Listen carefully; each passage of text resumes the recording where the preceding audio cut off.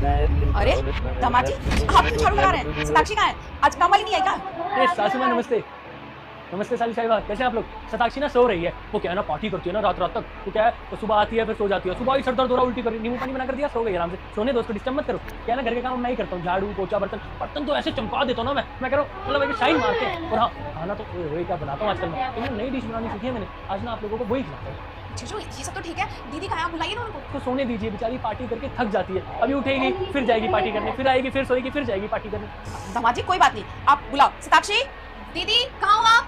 अच्छा रुकिए आप लोग, मैं ही बुला देता हूँ, बेचारी की नींद खराब हो गई। सताक्षी, सताक्षी अरे क्या है, क्यों चिल्ला रही हो? बता गई आपत नहीं सासू माँ, और आपकी बहना आई है। मम्मी छोटी तुम यहाँ बता ये रही नहीं थी रहना आप। अचानक।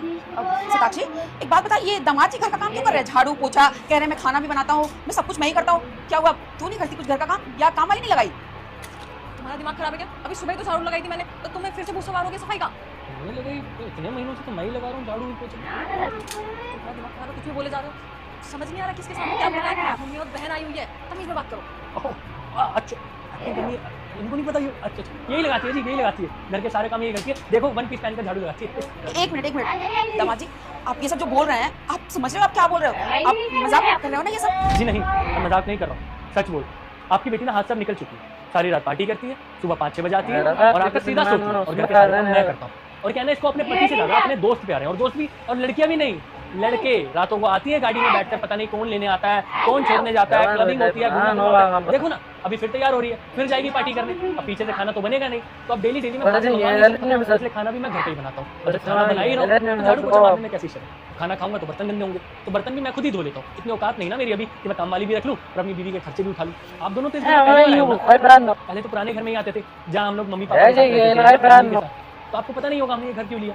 शायद आपकी बेटी ने आपको गलत इन्फॉर्मेशन दी होगी, मैं आपको ऐसी बात बताऊँ। हमने ये नया घर इसलिए लिया क्योंकि आपकी बेटी को मेरे मम्मी पापा के साथ रहना बिल्कुल नहीं पसंद था। उनको भला बुरा बोलती थी, उनकी हर चीज़ से इसको दिक्कत होती थी, ये डेली डेली लड़ाई करती थी। मेरे मम्मी पापा का इसने जीना आराम करके रखा हुआ था, मेरी माँ को इसने नौकर बना रखा था और मेरे पिताजी को गालियाँ बकती थी। तो एंड में मेरे पास कोई ऑप्शन नहीं था, तो मुझे इसको लेकर घर से अलग रहना पड़ा, इसलिए मैंने ये घर लिया। और जैसे इस घर में हम शिफ्ट हुए, जो ये चाहती थी वैसा हो गया। इसको पार्टियां करनी थी, वहाँ पे तो मेरे मम्मी पापा होते थे, इसलिए ये सब ये कर नहीं पाती। इसको यहाँ पर आज़ादी मिल गई, अब जो मन करता है वो ये करती है। अब बता रही थी एक हफ्ते के लिए अपने दोस्तों के साथ जा रही है मनाली। अब जब मैं कुछ बोलता हूँ कि ये चीज़ें गलत है, सही नहीं है, अब तुम शादीशुदा हो, ये सब चीज़ें तुम्हारे ऊपर सूट नहीं करती, तो मुझे धमकी देती है, बोलती है ऐसा केस लगवाऊंगी, बाद में डाइवोर्स लूंगी, एलिमनी के नाम पे पूरा घर है ना घर लेकर चली जाऊंगी। मैं बेचारा क्या करूँ, चुप रहना पड़ता है, सह रहा हूँ। तो आप लोग आए हो आज, बातें निकली हैं, वरना मैं तो ये सब करता रहता था। ये सब क्या हो रहा है? मुझे तो कुछ समझ नहीं आ रहा है। जीजू क्या बोले जा रहे हैं? और एक बात बताइए, आपको तो शादी से पहले इन सब चीज़ों का कोई शौक भी नहीं था ना? आप पार्टी जाती थी ना आपके कोई फ्रेंड्स थे कि आप रात भर क्लब जाओगे उनके साथ? आपको हो क्या गया है? मुझे कुछ समझ नहीं आ रहा है। और एक मिनट, मुझे बात समझ नहीं आ रही, आप ये कपड़े पहन के रात पार्टी में गए थे, आप तो मुझे मना किया करते थे ना कि छोटे कपड़े पहन के बाहर नहीं जाना है, माहौल अच्छा नहीं है, आप मुझे मना करते थे जाने के लिए। और आज आप खुद ऐसे कपड़े पहन रहे हो,